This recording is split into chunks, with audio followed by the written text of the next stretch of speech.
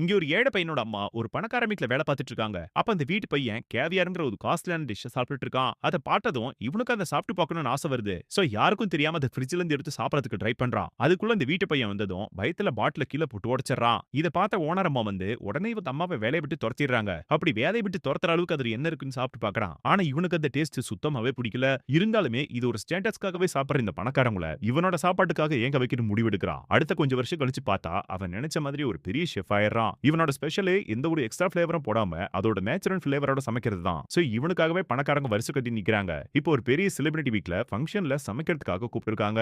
இவனும் ஒரு பெரிய பீஃப் தொங்க விட்டு அவனோட ஸ்டைல்ல எல்லாருக்கும் சாப்பிடுறதுக்கு பிரசன்ட் பண்றான். அந்த சுத்தி இருக்கிற பணக்காரங்களும் இவனோட சாப்பாட்டை டேஸ்ட் பண்றதுக்கு அதுவே ஆர்வமா காத்துட்டு இருக்காங்க. இப்போ ஃபர்ஸ்ட் அந்த செலிபிரிட்டி சாப்பிட்டு பார்த்த சொல்லி ஊட்டி விடுறான். பார்த்தா அதோட டேஸ்ட்ல மயங்கி சுத்தி இருக்கிற எல்லா பணக்காரங்களும் அவங்களோட ஸ்டேட்டஸே மறந்து சாப்பிட ஆரம்பிக்கிறாங்க. இப்போ இவனால எவ்வளவு பெரிய பணக்காரங்களா இருந்தாலும் சாப்பாட்டுக்காக ஏந்த வைக்க முடியும்னு ப்ரூவ் பண்ணிடுறா. அடுத்து என்ன நடந்துச்சுன்னு தெரிஞ்சுக்க நம்ம சேனலை மறக்காமல் சப்ஸ்கிரைப் பண்ணிக்கோங்க.